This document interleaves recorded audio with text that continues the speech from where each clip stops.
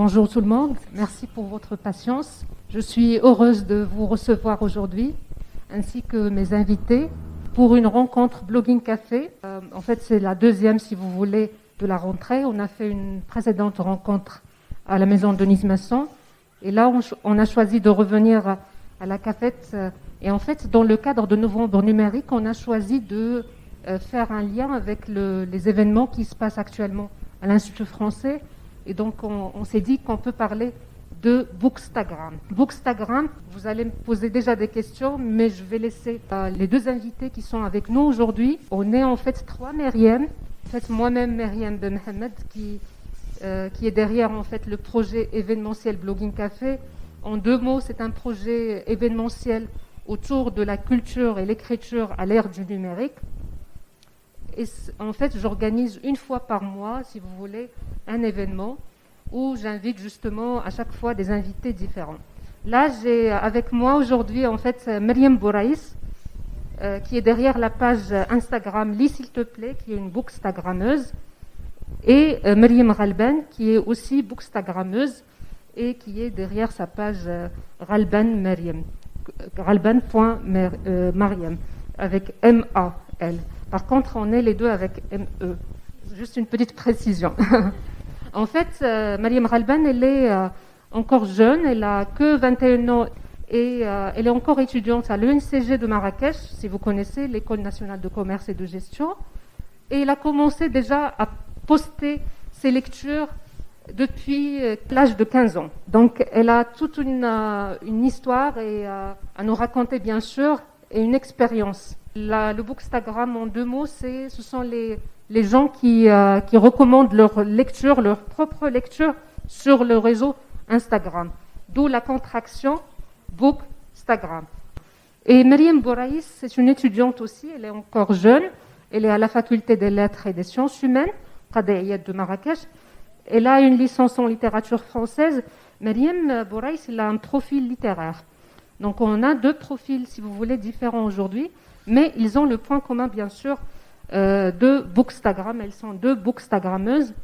Myriam Bouraïs, en fait, elle prépare maintenant elle a d'ailleurs sa soutenance très bientôt, je crois, son master dans l'enseignement du français.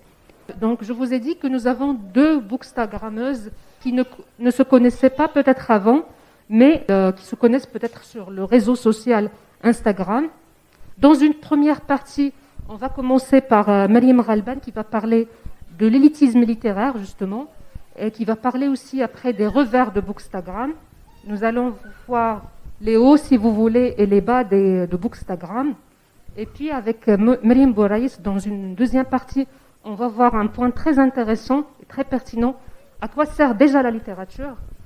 À quoi sert et c'est quoi l'intérêt de la littérature ?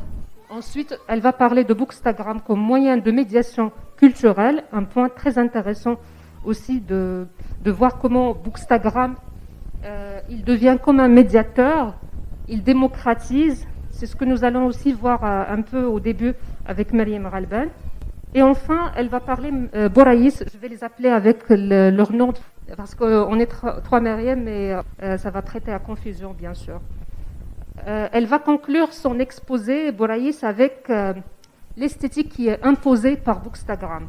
Les photos que vous voyez, que vous pouvez voir sur Instagram, il y a vraiment une sorte de charte, disons, une charte graphique autour de Bookstagram. Il y a des règles qui sont imposées.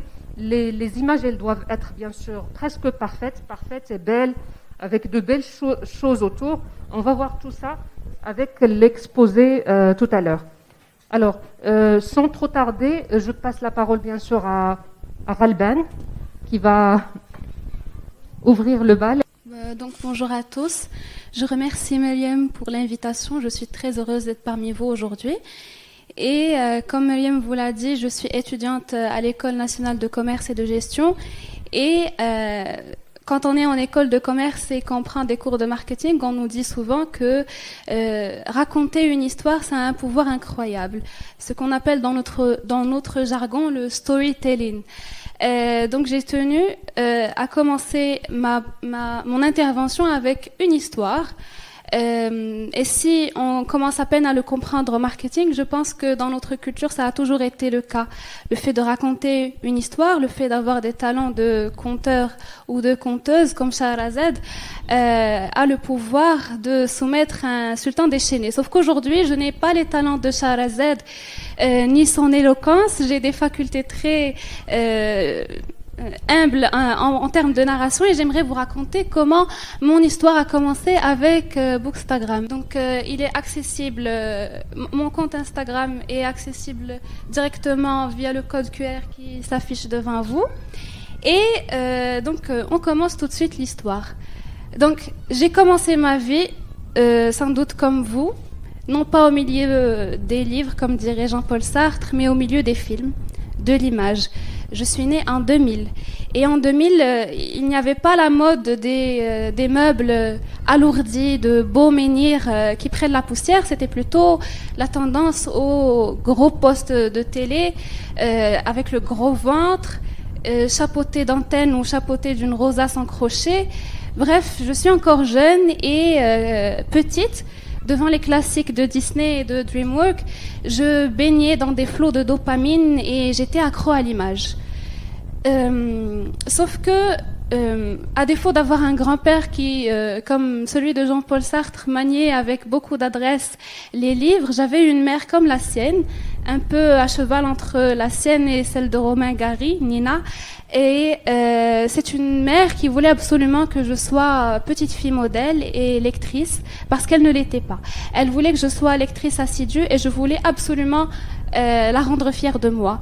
Et donc je lisais pour gonfler son orgueil de maman, et je lisais aussi pour mon plaisir. Donc j'ai pris plaisir aussi bien à satisfaire cet orgueil maternel qu'à lire en termes généraux. Donc j'ai été élevée par mes deux parents et par une bibliothèque en mouvement. Une bibliothèque en mouvement parce que je prêtais mes livres, je les revendais. Je n'avais pas le culte de la belle bibliothèque qui raconterait un jour ma vie, parce que personne ne pouvait m'y initier.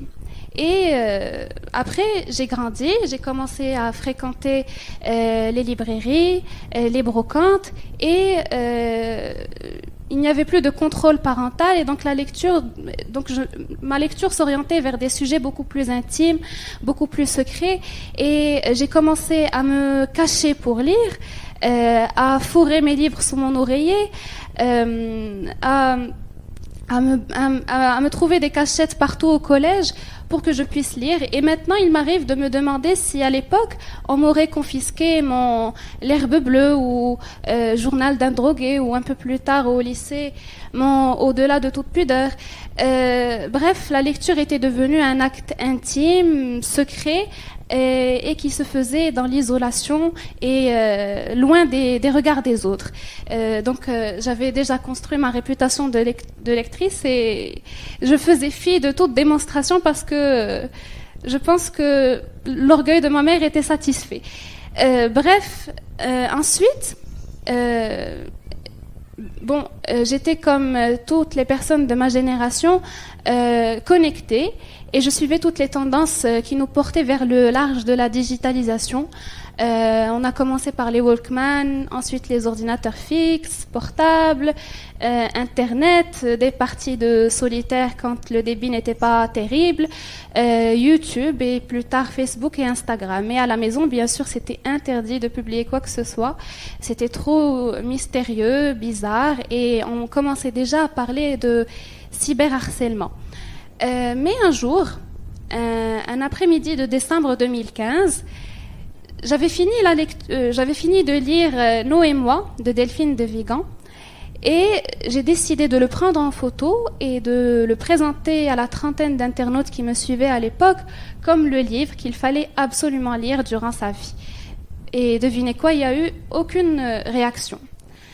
J'ai continué à lire, et en même temps j'ai découvert Bookstagram. C'était à l'époque une toute petite communauté, assez conviviale. On ne faisait pas beaucoup d'efforts sur la photo, c'était très cocooning, lecture de livres comme Harry Potter, beaucoup de fantaisie, beaucoup d'histoires d'amour. Et il y avait beaucoup de filles, surtout des Françaises, parfois des Tunisiennes. Et en même temps, j'allais à l'école et on avait des cours de français où on lisait plutôt Zola, Maupassant et Balzac. Et on se contentait de lire des extraits, et seulement des extraits. Nos professeurs de français s'exprimaient tellement à nous expliquer et à délier en fait les fils de ces extraits qu'ils paraissaient, en fait, les livres paraissaient tellement intimidants.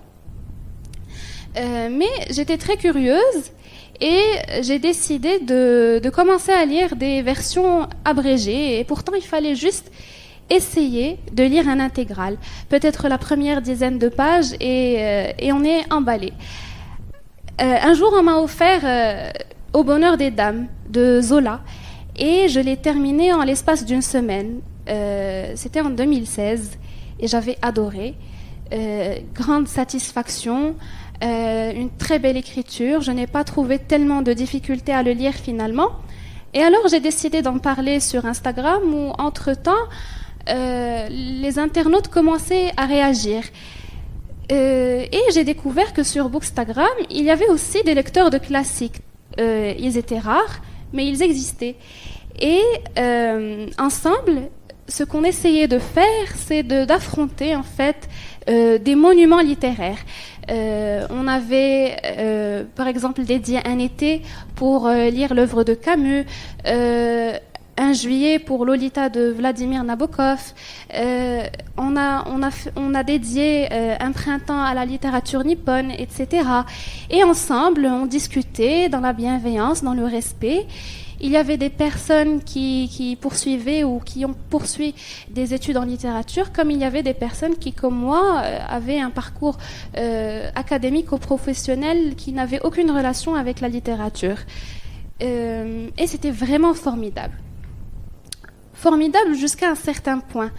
Parce que sur Bookstagram, dès qu'on a ce qu'on appelle la panne de lecture, dès qu'arrive ce moment où on n'arrive plus à dépasser les premières pages d'un livre, où on rentre le soir fatigué et qu'on n'a pas forcément envie de lire, eh bien, entre-temps, sur Bookstagram, le petit train-train des partages et des recommandations continue et on commence à culpabiliser. On commence à culpabiliser et à souhaiter redevenir le lecteur chenille et le lecteur qui faisait ça en fait, qui lit seul, qui n'en parle pas, parce qu'on a l'impression que tout le monde lit sauf nous, on a l'impression de rater plein de choses et finalement on ne sait pas vraiment si derrière nos écrans ou derrière leurs écrans, ils lisent vraiment. Donc c'est là où Bookstagram devient un peu insupportable. On ne supporte pas en fait le fait de nous demander si on est vraiment lecteur. Et en fait, ce qui va se passer, c'est que Instagram va y mettre aussi du sien. Et les chiffres vont commencer à nous menacer de perdre en fait toutes les personnes que nous avons rencontrées durant cette aventure Bookstagram. Si on ne publie pas, on va perdre en visibilité, on va perdre en j'aime, on va perdre en partage et on va perdre en abonnés. Et donc, l'algorithme commence à se moquer un peu de nous et ça devient insupportable. Qu'est-ce que je vais faire ? Je suis partagée entre recommander ce que je n'ai pas encore lu ou ce que je n'ai pas lu pour que les gens croient que je lis, pour ne pas perdre mon identité de lectrice. Et donc, je choisis de me taire, de rester muette sur Bookstagram, d'y rester toutefois parce que je suis lâche et parce que je suis aussi dopamine addict et parce que l'algorithme se moque de moi et je reste muette, me moque de lui aussi. Bref, je pense que vous ne vous attendiez pas à une confession aussi pleine d'amertume, mais l'invitation de Myriam m'est arrivée justement à un moment où je ne lis pas parce que je bute sur les premières lignes, parce que je suis en manque d'inspiration et parce que je n'ai pas le temps non plus. Mais je ne vais pas lui nier à Bookstagram la faveur d'être ici parce que sans lui, Myriam ne m'aurait jamais connue et je ne serais pas là. Donc je retiens de cette histoire 3 points dont j'aimerais vous parler. D'abord, la lecture, qui passe d'un acte intime et personnel vers un acte public et partagé. Ensuite, Bookstagram, pour déconstruire l'image élitiste du milieu littéraire et pour finir, parler des revers, un peu plus en détail, des revers de Bookstagram. Mais avant, j'aimerais vous présenter Bookstagram sous un autre angle. Bookstagram, c'est 68,8 millions de publications.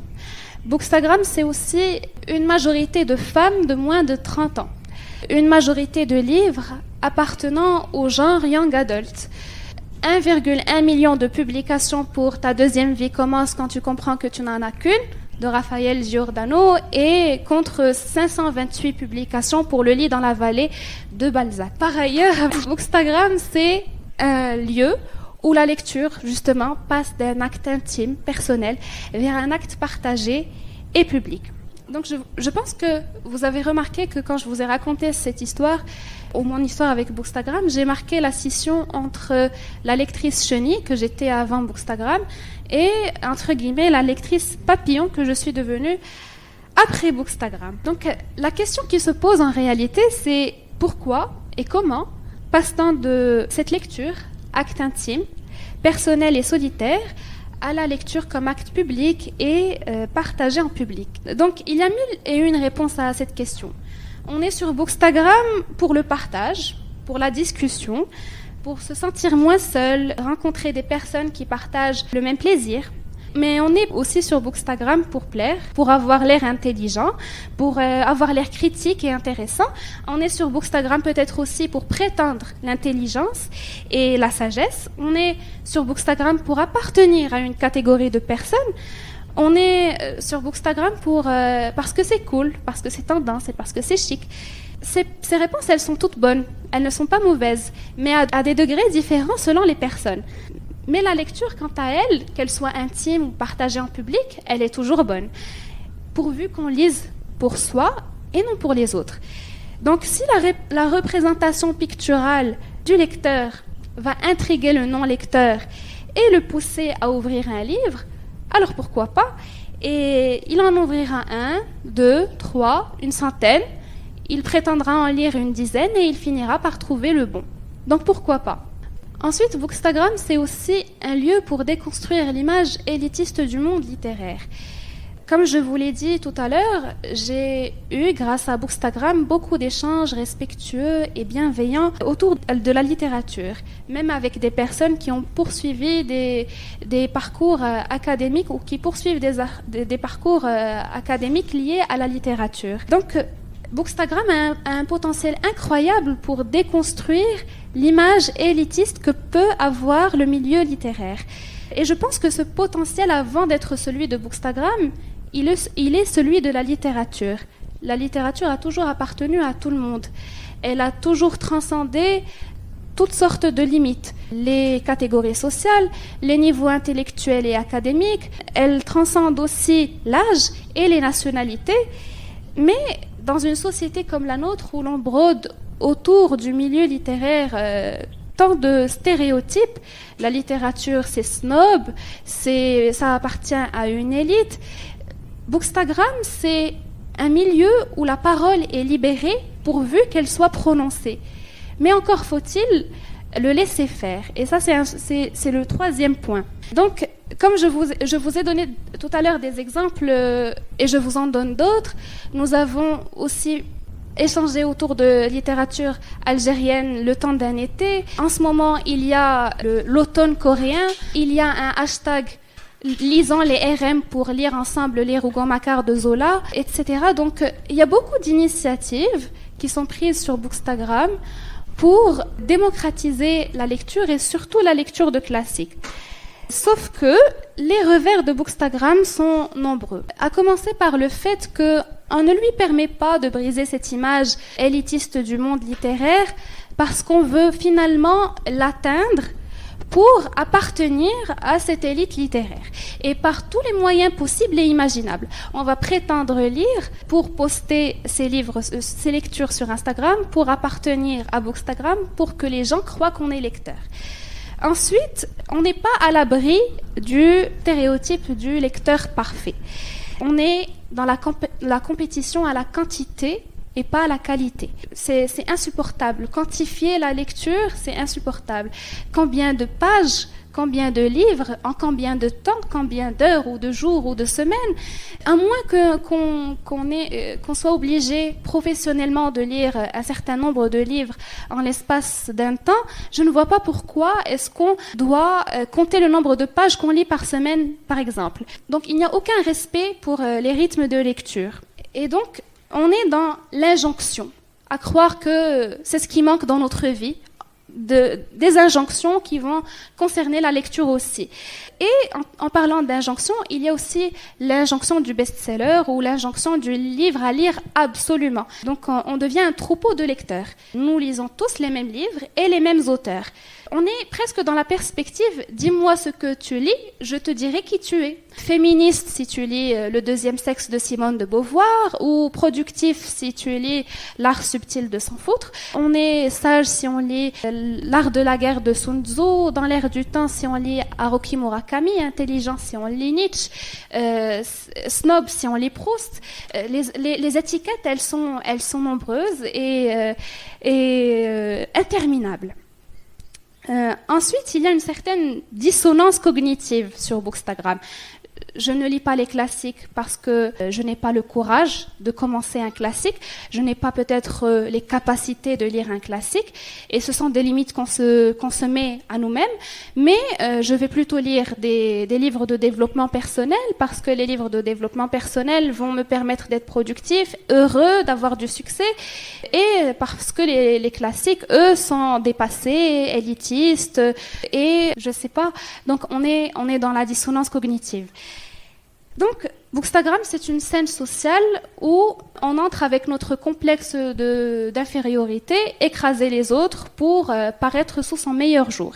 Et ensuite, un autre point intéressant, c'est que sur le Bookstagram marocain, par opposition au Bookstagram occidental ou autre, on n'est pas dans une esthétique folle du livre, et tant mieux.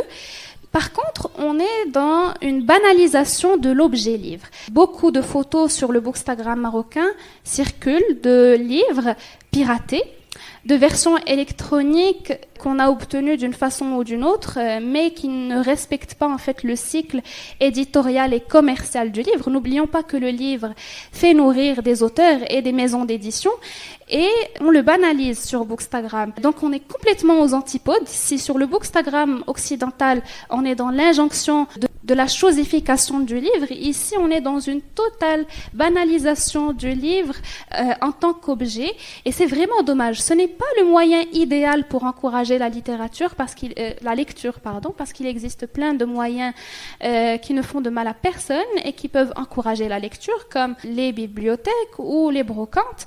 Et ensuite, pour finir avec les revers de Bookstagram, on n'échappe pas à l'ubiquité du marketing. Puisque je suis étudiante en école de commerce et sans aucune prétention, je pense que ce n'est pas le marketing qu'il faut incriminer dans ce cas. Je vais vous expliquer pourquoi. Donc, sur Bookstagram, il y a l'injonction à la consommation, voire même à la surconsommation. Il y a des tendances liées à Bookstagram, comme les fameuses pop. Ce sont les figurines un peu caricaturales de personnages de romans comme ceux d'Harry Potter ou du Seigneur des Anneaux. Elles coûtent très cher et on est dans faire des collections de pop parce qu'on est bookstagrammeur. Et en termes généraux, il y a une incitation à consommer et à surconsommer tout objet qui va accessoriser la lecture. Marque-page, le thé, les guirlandes, oui, des fleurs, toutes sortes de choses possibles et imaginables. Un autre aspect marketing sur la communauté Bookstagram, c'est la présence des maisons d'édition. Alors, les maisons d'édition, elles vont engager, autrefois on parlait de parrain de la maison d'édition ou marraine, mais aujourd'hui on parle plutôt d'influenceurs du livre. Et donc, l'influenceur de livre va nous recommander des livres à lire, mais je vous laisse imaginer quel genre de contrat va lier une maison d'édition à un influenceur du livre. Bookstagram, c'est aussi un endroit où on a initié le blind date with a book. Donc, on va vous vendre des livres couverts avec des mots-clés. On ne connaît pas le titre ni l'auteur, il y a des mots-clés. Donc pour la traduction littéraire, faire une rencontre aveugle avec ce livre. Ensuite, on a le giveaway. Dès qu'on atteint un certain nombre d'abonnés, on va offrir à un ou plusieurs de ses abonnés des livres. On a aussi la box littéraire. On est dans la valeur oblative du livre, mais on est aussi dans la valeur sociale. Proposer ça pour appartenir à la communauté Bookstagram. Donc, comme je vous disais tout à l'heure, ce n'est pas de la faute du marketing, mais c'est de notre faute à nous de lui avoir permis de se saisir de la lecture pour ce genre de choses. Donc finalement, le Bookstagrammeur, c'est un lecteur connecté, mais aussi un lecteur à la merci d'un algorithme, un lecteur pion de la mercatique, un lecteur victime d'une façon ou d'une autre de la scène sociale d'une scène sociale Bookstagram où l'on veut se montrer sous son meilleur jour. Alors merci à lui, à Bookstagram, d'avoir déconstruit l'image que j'avais du milieu littéraire, qui était une image élitiste. Merci de m'avoir fait découvrir Yukio Mishima et Amin Malouf, de m'avoir donné le courage de lire Tolstoï, Balzac, Zola, Bulgakov, etc. Merci de m'avoir donné le goût à l'esthétisme, mais je fais le choix d'échapper à sa potentielle tyrannie. Merci pour les centaines de belles discussions et rencontres dans celle-ci, mais pour toutes les autres raisons, je t'en veux, Bookstagram. Et je t'en veux surtout d'être le mal nécessaire pour être dans l'air du temps. Donc, après l'intervention de Myriam, j'aimerais bien que je vous suggère en fait de répondre à la question qu'est-ce que vous devez peut-être à Bookstagram et qu'est-ce que vous lui reprocheriez. Merci. Merci Aralban pour ce bel exposé. Justement, on va ouvrir le débat juste après la présentation de Bouraïs. Bonjour à tous, je suis très heureuse d'être parmi vous aujourd'hui dans ce cadre convivial à l'Institut français, ce lieu qui est un lieu pour moi inspirant par excellence, dans lequel je travaille, je bosse tout le temps. Il me permet de travailler, par exemple, dans la médiathèque de l'Institut français, entourée de livres, et c'est une atmosphère vraiment agréable.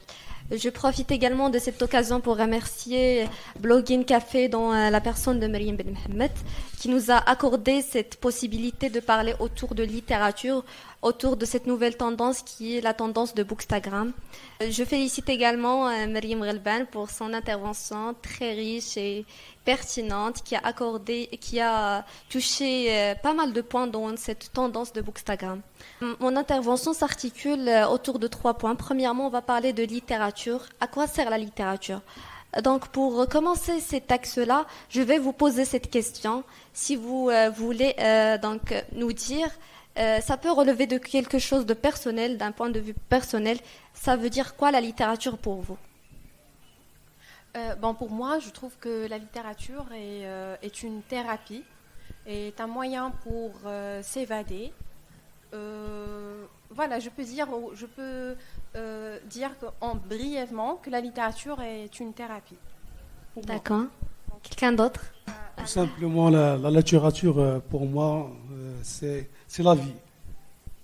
C'est ma vie. Moi, si je parle, c'est ma vie. Merci. Alors, la littérature, elle peut être l'expression d'une position politique, par exemple. Elle peut être également l'expression d'un état d'âme bien spécifique sous des formes différentes. Elle évolue tout le temps. Donc, on connaît bien de l'humanisme au nouveau roman. Plusieurs sont les mouvements littéraires qui se sont succédés au cours de l'histoire de la littérature française. Et elle se manifeste sous plusieurs genres. Donc, on a la poésie, le roman, l'essai, et j'en passe. Donc, on va remonter à l'étymologie du terme littérature.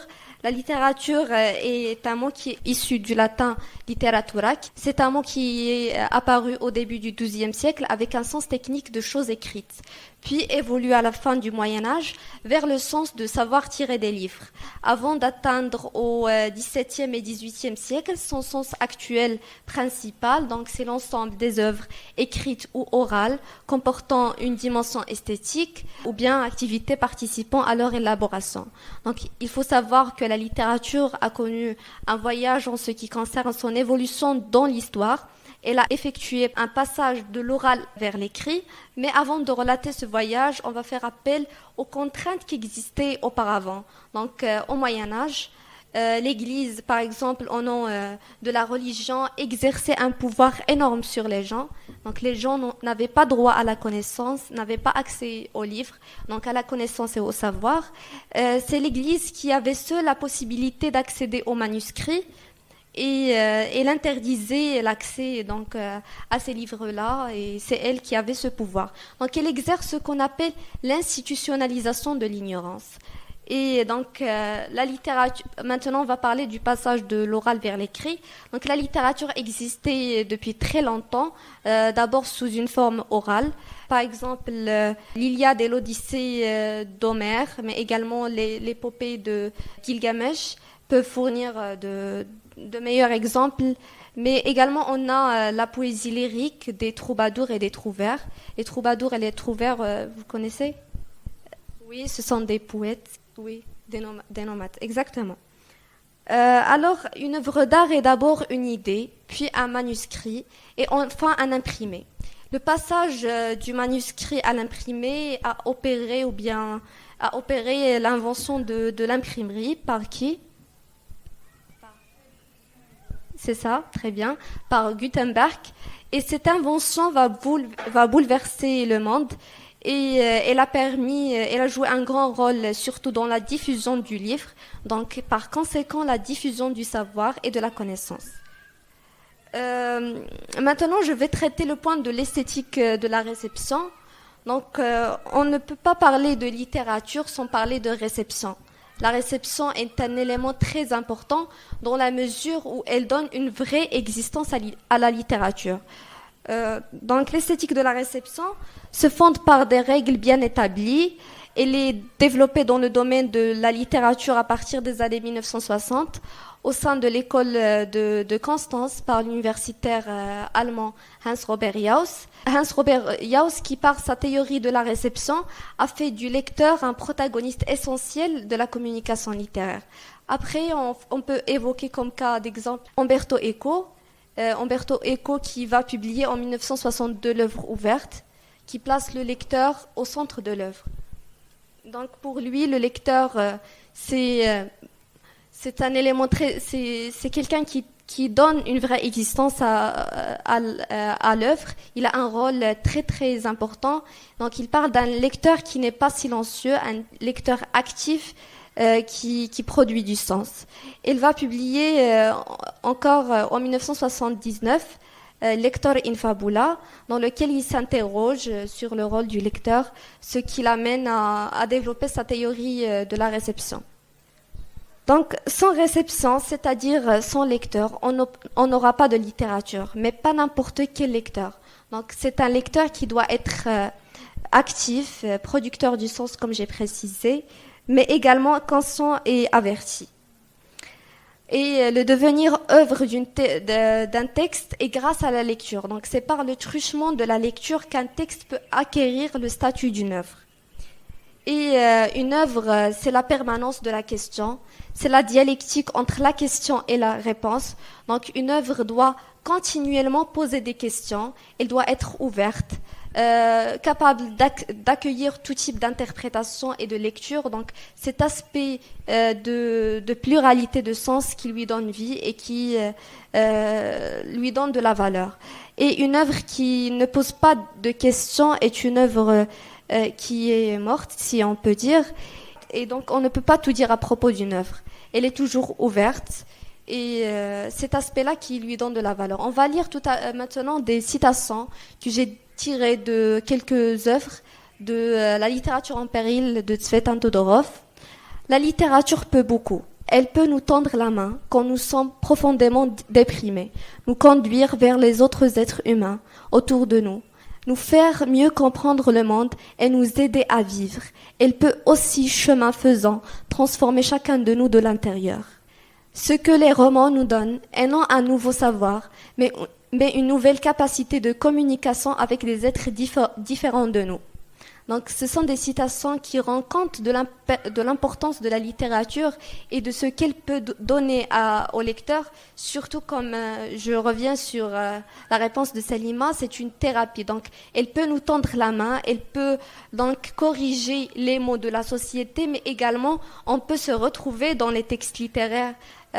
Et surtout, la littérature dégage la sensibilité en chacun de nous. Elle peut participer à la cultivation de cette sensibilité et de ce goût artistique et littéraire. Donc, en lisant, on peut profiter de ces avantages-là. Je passe maintenant à des citations tirées de l'œuvre ouverte de Umberto Eco. Chaque consommateur exerce une sensibilité personnelle, une culture déterminée, des goûts, des tendances, des préjugés qui orientent sa jouissance dans une perspective qui lui est propre. Donc cette citation nous montre justement ce que je viens de dire, c'est cette pluralité de lecture, cette possibilité de donner sa propre vision, donc à partir d'une œuvre ou d'un roman ou d'un texte littéraire. Au fond, une forme est esthétiquement valable justement dans la mesure où elle peut être envisagée et comprise selon des perspectives multiples, où elle manifeste une grande variété d'aspects et de résonances sans jamais cesser d'être elle-même. Une œuvre d'art n'est plus un objet dont on contemple la beauté bien fondée, mais un mystère à découvrir, un devoir à accomplir, un stimulant pour l'imagination. L'œuvre littéraire comme une continuelle possibilité d'ouverture, comme une réserve inépuisable de signification. Donc ces citations encore accentuent cet aspect-là de pluralité de sens et d'ouverture qui caractérise l'œuvre littéraire. Donc maintenant, je vais juste faire un point concernant la littérature et son image dans la société marocaine. Donc il faut tirer ce sujet-là vers notre propre contexte dans lequel on vit. Donc à votre avis, est-ce que la littérature a une place dans notre société, surtout dans le système éducatif marocain? Par exemple, je peux faire appel à ma propre expérience. Je suis une étudiante, premièrement j'étais une élève qui avait suivi un parcours littéraire au lycée, donc j'ai choisi littérature comme un choix pour mon parcours académique. Donc c'est un choix que j'ai choisi premièrement parce que j'avais des tendances envers les matières littéraires, les langues. D'ailleurs, mes lectures sur mon compte Instagram sont en français et en espagnol. Je partage aussi des lectures en espagnol. Et je vais essayer à lire un peu en arabe car j'adore cette langue et je dois aussi faire un contenu en arabe. Alors, les littéraires, ce sont des élèves qui sont paresseux, qui n'ont pas des tendances scientifiques et qui choisissent le parcours littéraire juste... Oui, c'est un cliché. Je vais dire après que c'est un cliché. Donc, qui choisissent le parcours littéraire parce qu'ils ne savent pas compter, ils sont nuls en mathématiques. Mais pour moi, c'est une image qui est totalement fausse. Oui, c'est vrai que on peut trouver quelque chose de vrai dans ça, mais je suis pas d'accord. Car, par exemple, il y a des gens qui peuvent choisir la littérature pour leur propre pour leur futur et par choix, surtout. Donc, surtout dans l'enseignement au Maroc, la littérature est un peu méprisée. Par exemple, dans les écoles privées, je pense que les écoles privées ne proposent pas des parcours littéraires au lycée. Donc, est-ce que tous ces élèves ont des tendances à suivre un parcours scientifique? Est-ce que la société de demain a besoin juste de médecins, d'ingénieurs, de docteurs, de techniciens? Et pas d'auteurs, d'écrivains, de poètes, d'universitaires en littérature. Donc c'est une question que je pose ouverte et je pense qu'on doit travailler sur cet élément-là donc pour changer les mentalités. Le deuxième, Bookstagram comme moyen de médiation culturelle. Donc on va définir premièrement la médiation culturelle. Donc, la médiation culturelle vise à faire accéder un public à des œuvres ou des savoirs, et son action consiste à construire une interface entre ces deux univers étrangers l'un à l'autre et de permettre une appropriation du second par le premier. La médiation culturelle, c'est ce qui met en relation une œuvre artistique avec les publics originaires de différents espaces culturels. Son but, donc, est la démocratisation de la culture. Donc, la médiation culturelle, on peut la lier à ce sujet-là de Bookstagram. On peut qualifier Bookstagram comme étant une médiation culturelle dans la mesure où un bookstagrammeur participe dans la réduction de la distance entre une œuvre, entre un texte et un lecteur qui l'ignore. Donc la question qui se pose, est-ce que c'est une question de mode ou bien de nécessité ? Le fait de partager ses lectures, de faire un contenu dédié spécialement à la littérature. On entend toujours que ça, c'est une question juste de mode, de tendance. Les gens partagent leurs lectures juste pour suivre cette mode. Mais moi, personnellement, je vois que c'est une question de nécessité pour combler le vide des contenus qui s'intéressent à la littérature ou bien à la culture en général. On a l'habitude de consommer les réseaux sociaux, de consommer tous les contenus dans les réseaux sociaux. Donc on est tout le temps accroché devant nos écrans, on défile le fil d'actualité, on retrouve tout type de contenu, des choses intéressantes, des choses peu intéressantes, des choses qui ne servent presque à rien, des conneries. Donc c'est une question de nécessité parce que donc on doit alimenter cette consultation-là des réseaux sociaux par un peu de lecture, par un peu de littérature et de culture en général. Donc d'où le rôle de cette médiation et des bookstagrammeurs. Donc quel est le rôle du médiateur ? Le médiateur, donc, il a une responsabilité culturelle, voire humaine, car il vulgarise le savoir, il vulgarise la connaissance. Il participe dans la démocratisation du savoir. Et donc il réduit la distance entre l'œuvre et le public.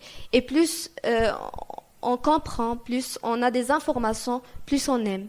Donc c'est une sorte, il fait une sorte d'éducation à l'art et à la littérature.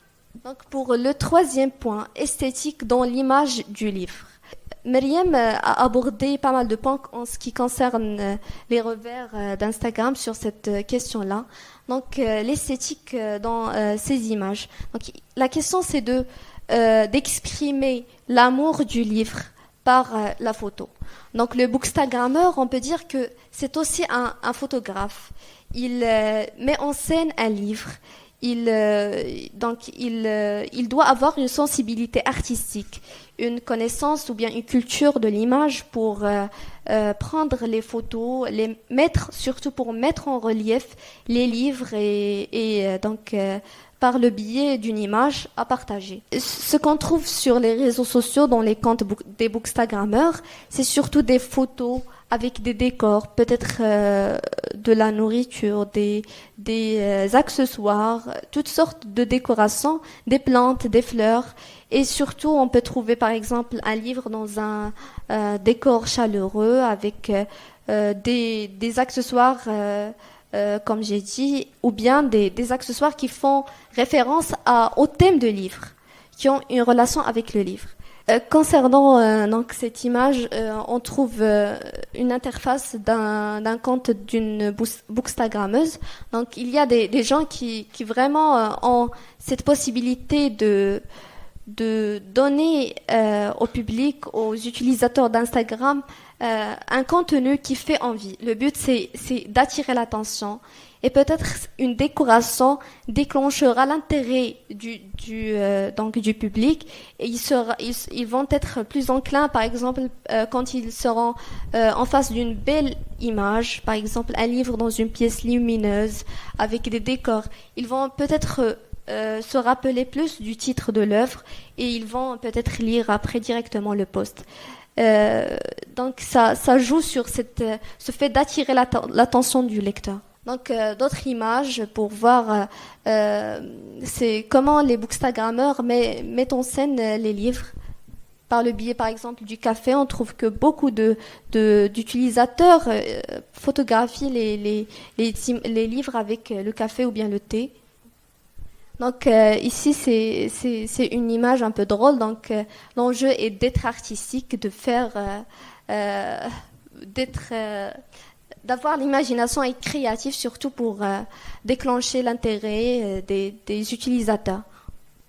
Donc cette image également, il y a des utilisateurs qui ont beaucoup d'imagination pour faire la promotion de la lecture, pour parler de leurs livres et pour encourager les gens à la lecture. Mais peut-être dans cette photo-là, on trouve que l'image n'est pas accompagnée d'un texte. Donc quel est le but d'un compte Bookstagram s'il ne mentionne pas un texte, par exemple, un résumé, ou bien un avis, ou bien des recommandations, ou bien des citations tirées du livre, ou bien son propre point de vue, sa critique. Donc, à quoi ça sert une image juste pour à partager sans vraiment l'accompagner par un texte? Dernièrement, on trouve ce compte-là qu'on peut inscrire. Je ne sais pas qu'est-ce que vous en pensez, mais moi, je pense que ça va trop loin et ça, c'est une composition d'une image et ça ne va pas au but, celui d'encourager les gens à lire, mais c'est juste, par exemple, un élément qui déclenche la créativité des personnes pour juste poster des photos. Ce compte-là, par exemple, également, il ne partage pas beaucoup d'avis sur les lectures, mais beaucoup plus d'images avec plein d'accessoires. On trouve ici, par exemple, que la personne porte un livre en papier. Et donc, je ne sais pas comment vous trouvez cette pratique-là. Donc, comme on trouve ici d'autres images, par exemple, ici, on trouve des effets. Il y a des bookstagrammeurs qui ajoutent à l'image des effets secondaires et postent ces photos-là pour le plaisir, premièrement, car ça devient du marketing, comme a précisé Myriam. Et le but, c'est juste de faire... de partager des lectures pour faire plaisir, par exemple, aux maisons d'édition qui font des partenariats avec les bookstagrammeurs pour partager leurs lectures et pour donc juste poster des photos. On ne sait pas si la personne a réellement lu le livre ou bien s'il veut juste faire une publicité. Donc c'est ça. Je vais conclure par une citation d'un professeur, Monsieur Mohamed Mertah, que vous avez déjà accueilli ici au centre. Il dit que la meilleure façon de tuer la littérature, c'est de ne pas en parler. Donc, le but des bookstagrammeurs, c'est donc de continuer de parler de la littérature, des livres, des romans, pour que la littérature ne tombe pas dans les oubliettes, pour arracher les livres de leur silence, donc pour parler au nom de la littérature et pour surtout promouvoir et faire la promotion de la lecture dans notre société qui a besoin vraiment de s'ouvrir sur le monde de la littérature et merci beaucoup pour votre écoute. Merci Bouraïs, merci Ralban. Je crois qu'il y a déjà des questions pour ouvrir le débat. Il y avait déjà une question que Ralban tu as posée. Tu as dit, donc juste pour rappeler la question et comme ça j'ouvre le débat tout de suite. J'ai dit alors que devez-vous à Bookstagram et qu'est-ce que vous lui reprocheriez? Exactement. Qu'est-ce qu'on doit à Bookstagram et qu'est-ce qu'on lui reproche? السلام عليكم. هذا السؤال غادي نطرحوه بالعربيه باش توصلوا. واخا هذا السيد هذا قال لي جو مكسكوز بور سو مسيو كي بارل ان فرونسي مي جو سوي بوزي لا كيسيون اون عرب. با بروبليم. بالنسبه الاخوات بجوج واش داروا في هذا بواسطه هذا التقنيه اللي كتب البوكستاغرام حنا اول مره كتبع بها انا ما عمري دخلت لها صراحه. بالنسبه للدراري الصغار بالنسبه لي زونفون ولا هاد الناس اللي دايروا الدراري الصغار واش لقاو شي بوكستاغرام كيدير موتيفاسيون لهاد لي زونفون عن طريق هاد لوتيل هادي.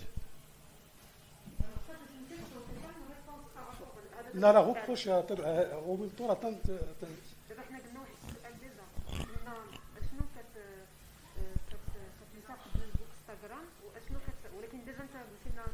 D'accord, on peut répondre aussi à sa question. لا راه بغيت نجي لحين داكور السيده راه قالت لك غوبخ شنو هو اللي كتغوبخوشو على هاد الناس هادو راه هاد القضيه هادي حيت واش هاد الناس هادو كيديروا لهاد الموتيفاسيون لهاد الناس الدراري الصغار باش نشجعوهم على القراءه على فعل القراءه في المغرب سورتو في المغرب حيت انا تيبان تقريبا انه نسبه اميه في المغرب اللي متدنيه الاسره ما كتربيش عن طريق القراءه كيفاش بغيتي هاد الناس غادي ينجحوا بالنسبه تيبان لي انا بالنسبه للدول المتقدمه ممكن نديروا الموتيفاسيون بالنسبه لواحد ما عندوش لا باز اصلا وبغيت نموتيفيه باش يقرا ما. D'accord, j'ai compris votre question. Je réponds en arabe ou bien en français.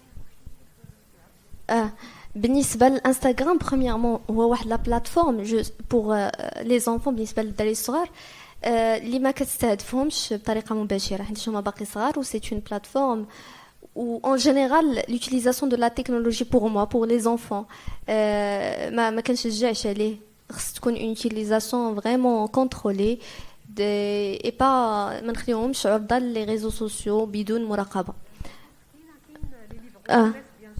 وي وي الكتب ديال الاطفال والناشئه هذوك يقدروا يساعدوهم ويموتيفيوهم باش يقراو حتى هما عندهم كتبهم.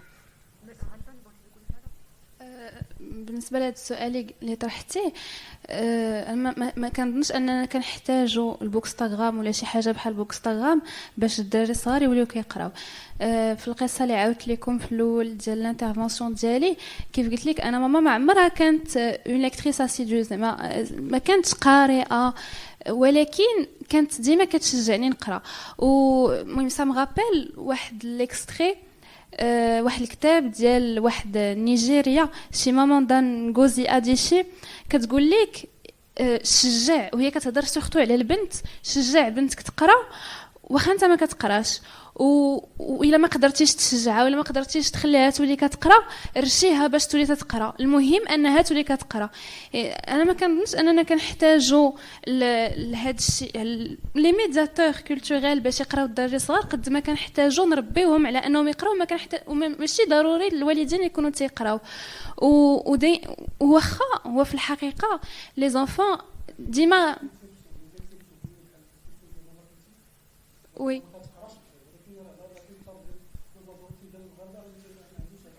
Oui. Voilà.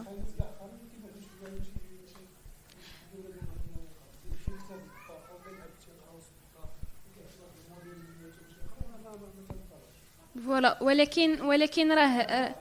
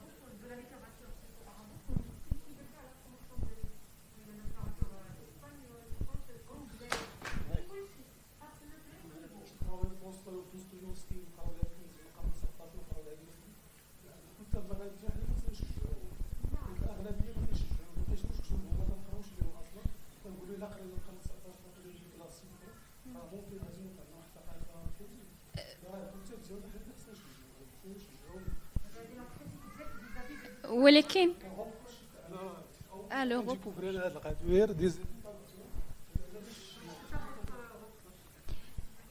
كاين باش نقول لك في البوكستغرام كاين واحد المهم ما هضرناش على الهاشتاغ هما لي موكلي ديال البوكستغرام كلمات مفتاح اللي الا كتبتيه في بوكستغرام في انستغرام اون جينيرال غادي يطلع لك المحتوى اللي عنده علاقه مع هذيك الكلمه.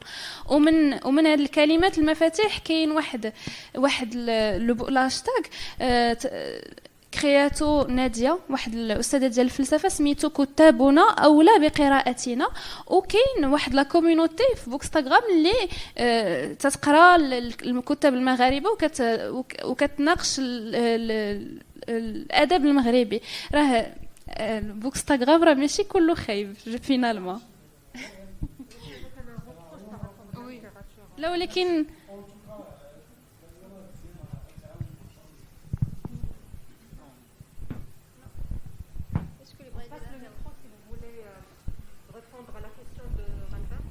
Bon, pour les avantages je trouve le mot c'est un peu difficile. C'est la première fois que j'entends ce mot-là, même si je suis beaucoup de pages Facebook qui publient le même contenu. Bon, je trouve que les avantages, on a beaucoup plus d'avantages que d'inconvénients. Pour moi, les avantages c'est quoi, c'est Bookstagram. Bookstagram. Les avantages, c'est-à-dire que nous suivons par exemple un influenceur. Cet influenceur, il publie des photos où il y a des livres, etc. C'est-à-dire qu'au début, peut-être que je suis attirée par la photo, le décor, etc. Mais par la suite, je vais prendre l'habitude. D'ailleurs, je peux donner l'exemple de quelques influenceurs qui font le sport. Et après, cela est devenu une tendance. Tout le monde veut faire le sport, tout le monde veut faire comme cet influenceur. Donc je trouve que c'est une bonne chose. Donc je vais liker une page qui fait un décor comme ça. Après, avec l'habitude, je vais prendre l'habitude, je vais acheter aussi un livre. Peut-être au début, je ne vais pas le lire, mais après avoir, par exemple, donné le résumé, des citations, etc., je peux faire de même. Et ça, on le voit, c'est-à-dire c'est pas quelque chose d'imaginaire ou d'impossible. On le voit, comme je viens de dire, avec le sport. Donc ça va prendre l'habitude. Je vais lire d'abord un extrait, moi aussi je vais essayer de faire de même, etc. Donc je trouve que c'est vraiment, il y a beaucoup de choses avantageuses, si on peut dire ça, il y a beaucoup d'avantages. Donc parmi les choses, c'est ça, prendre l'habitude. Il nous incite à lire des livres. Et comment ? Par exemple, vous avez lu Albert Camus, par exemple, L'étranger. Moi, je ne le connais pas. Après, votre résumé ou votre citation va m'inciter à lire ce livre-là. Donc, cela entre dans l'incitation de lire les livres. Surtout dans nos jours-là, il y a peu de gens qui lisent. Bon, je parle, par exemple, nous, au Maroc. Après, il y a quoi d'autre ? Faire la publicité à un auteur, et surtout des auteurs qui sont jeunes. Par exemple, moi je connais un auteur, Mehdi Rayour, par exemple, je vais publier un extrait de sa poésie ou quelque chose comme ça, et ça va faire du bien. Donc ça, c'est parmi les avantages, d'accord ? Ce que je reproche à ce style de publication, c'est le fait de chosifier. C'est chosifier la lecture. C'est-à-dire que le fait de ce que Myriam Boraïs vient de publier, que des gens ils prennent des livres pour faire des décors ou quelque chose comme ça. Ça entre dans la chosification de la chose. C'est-à-dire, il n'a plus cette valeur, le livre. On le prive ou je trouve pas le mot. C'est-à-dire, il devient une chose. Et c'est vraiment, c'est triste de voir des photos comme ça. C'est vraiment triste. Et puis, parmi les avantages, j'ai oublié une chose, c'est que on apprend à ces jeunes influenceurs un autre art, à part la lecture, à part la littérature qui est considérée aussi comme un art, c'est la photographie. C'est-à-dire, on essaye de photographier, de donner une image plus belle que les autres influenceurs, etc. Donc, on a ici deux arts. Le premier art, c'est la littérature. Le deuxième art, c'est la photographie. Et je trouve que il y a beaucoup d'avantages que d'inconvénients, à mon avis. Je ne sais pas pour les autres comment ils voient les choses.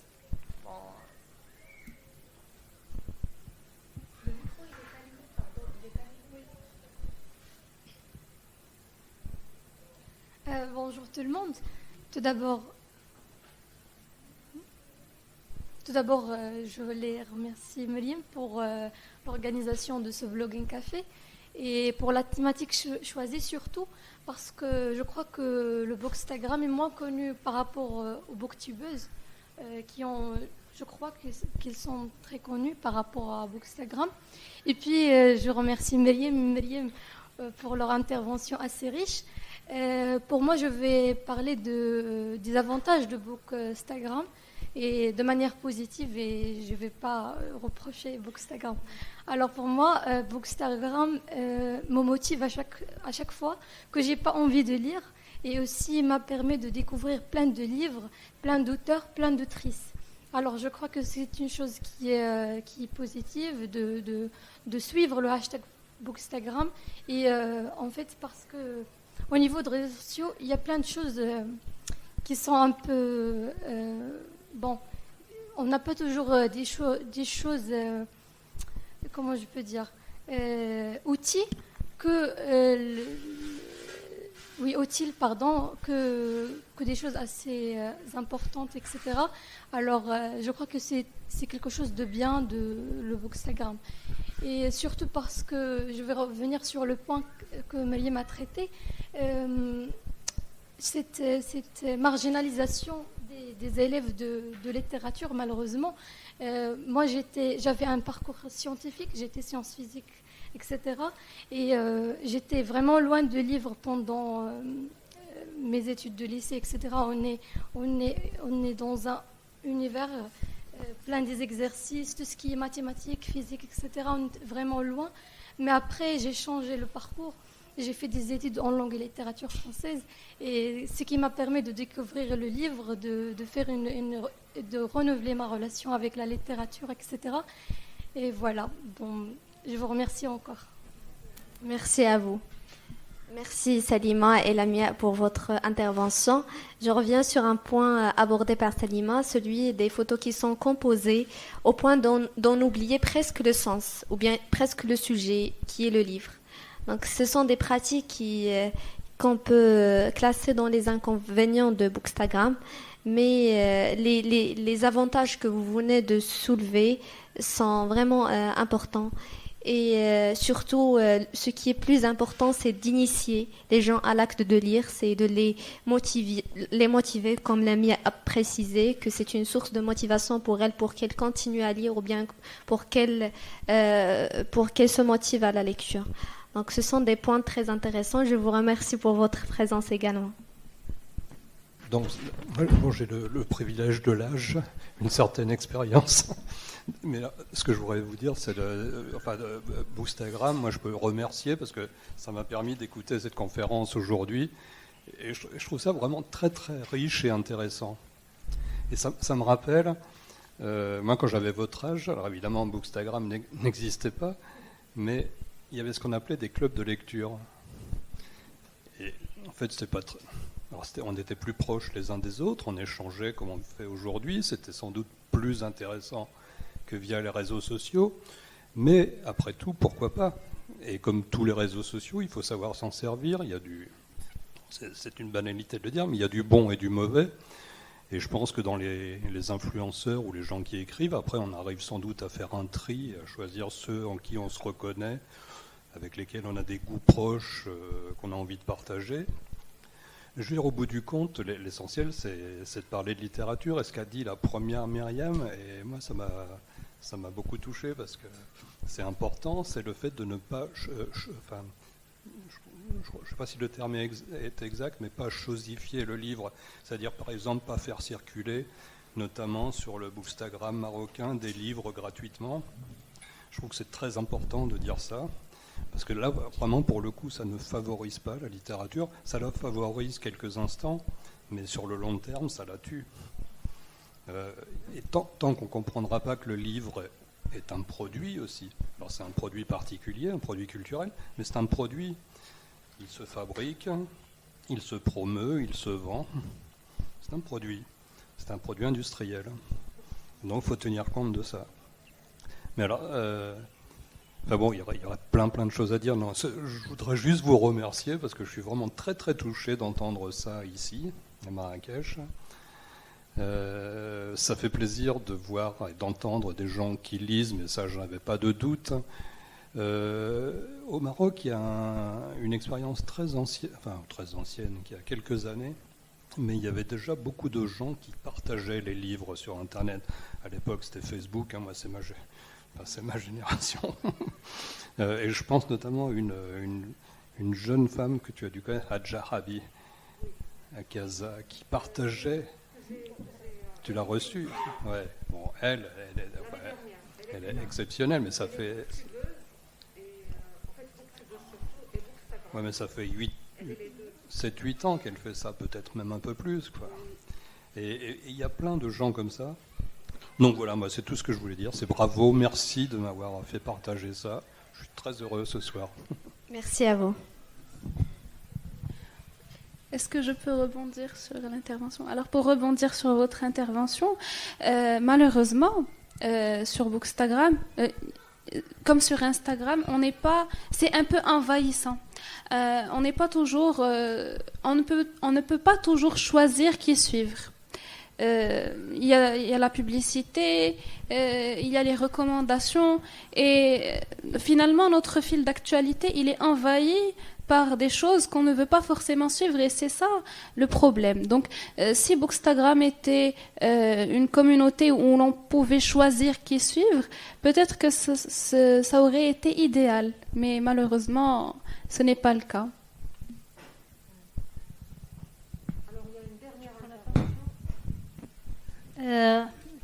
Bonsoir à tout le monde. Je suis Fatem Zahra. Je suis étudiante en première année Master Culture, Patrimoine et Tourisme durable. Franchement, je n'ai pas une intervention à faire concernant la question posée par Mariam, mais j'aimerais juste vous remercier pour les efforts que vous avez déployés pour présenter cette belle exposé. Voilà, j'avais aucune idée concernant le concept Bookstagram. Parce que je n'ai pas un compte Instagram et c'est la première fois que je découvre. Oui, c'est la première fois que je découvre ce concept-là. Et voilà, vous m'avez vraiment encouragé à créer un compte Instagram. C'est ça le but. Oui. Voilà. Merci à vous. Encore une fois.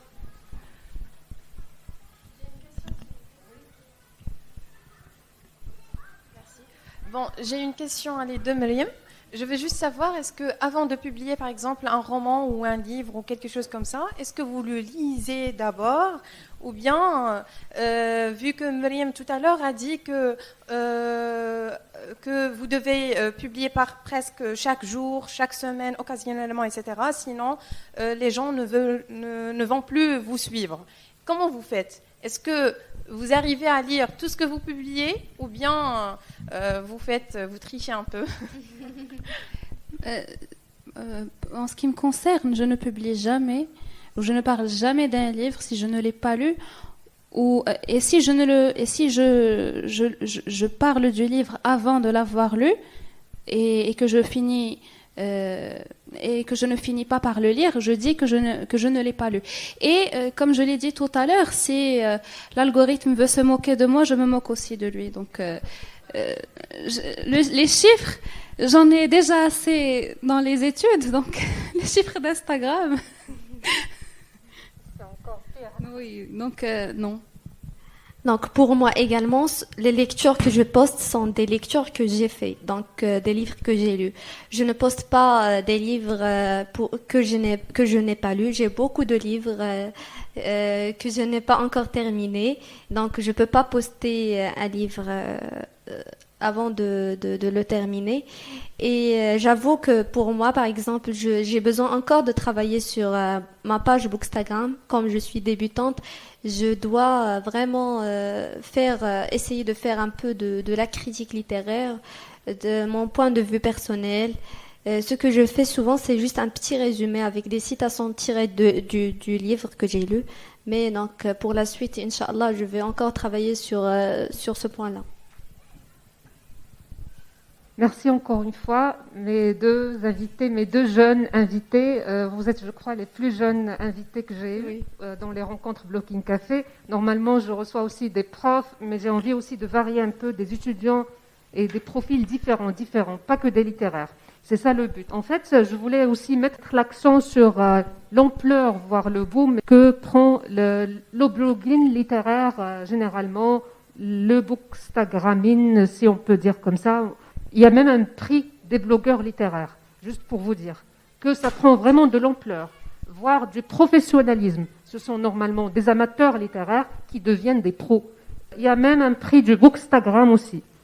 Donc, et les maisons d'édition, ils font appel à des gens comme ça, à des bookstagrammeurs, à des, disons, influenceurs, comme Ralvan il a dit, influenceurs littéraires. Mais c'est vrai qu'ils font de l'influence Pourquoi ? Parce qu'ils ont des followers, parce qu'ils savent comment justement marketiser, ou moi j'invente maintenant des mots comme ça, comment faire du marketing autour d'un livre mieux que personne.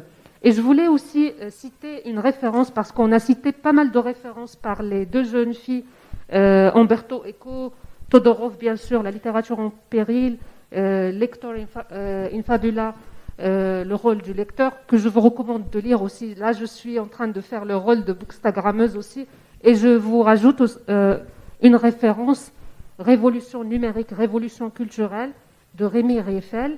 Et en fait, là, c'est très important ce qu'il dit. Les consommateurs de biens culturels accordent une importance croissante aux recommandations émanant d'amis, plutôt que d'experts patentés ou de journalistes critiques professionnels. Ils vont sur des sites comparatifs de prix, donnent leurs avis sur tel ou tel spectacle ou ouvrage. D'où vraiment une sorte de crédibilité qu'on peut sentir et qu'on est en train de chercher des amis, d'un cercle vraiment qui est fermé. Donc en fait, il a parlé de ça dans un chapitre, je crois, qui est consacré à ce qu'il a appelé la culture de la visibilité et de la recommandation. Et les bookstagrammeuses ou les bookstagrammeurs, ils sont plus des femmes, je crois, que des hommes. Les bookstagrammeuses, c'est ça leur rôle, si vous voulez. Moi, je ne suis pas là pour, bien sûr, jeter des fleurs aux bookstagrammeuses. J'aurais dû aussi dire des critiques, mais Maryam Ghalban, elle a déjà dit elle a déjà abordé les revers de Bookstagram. Elle m'a laissé rien à rajouter, donc je ne peux pas critiquer. Boraïs aussi, elle a déjà dit qu'il y a des photos qui sont, comme Ghalban aussi, des photos qui sont esthétiques et qu'on est obligé de mettre des photos belles et un décor beau, bien sûr, malgré que le Bookstagram marocain, on a dit il faut retenir ça. Il s'en fout, finalement, il s'en fout un peu de la décoration et de la déco, alors qu'il y a une sorte d'exagération ailleurs. C'est ce qu'on peut retenir un peu, grosso modo, de cette rencontre conviviale, qu'on voulait qu'elle soit la plus conviviale possible. Je tiens à remercier encore les deux Maryam, Boraïs et Ghalban.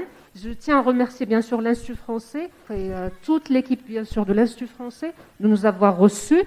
J'espère que cette rencontre, elle a suscité votre curiosité autour de Bookstagram. Là, il y a deux personnes qui découvrent le mot pour la première fois. Peut-être les jeunes, ils connaissent déjà les Bookstagram et puis tout ce qui est réseaux sociaux, bien sûr. Là, ça devient pour eux traditionnel peut-être, mais pour d'autres générations, c'est nouveau en fait.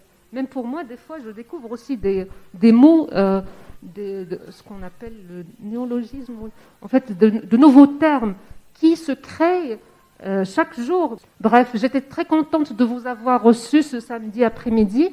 À très bientôt, j'espère. Je vous donne rendez-vous le mois prochain pour une rencontre Blogging Café. Merci beaucoup, merci pour votre présence.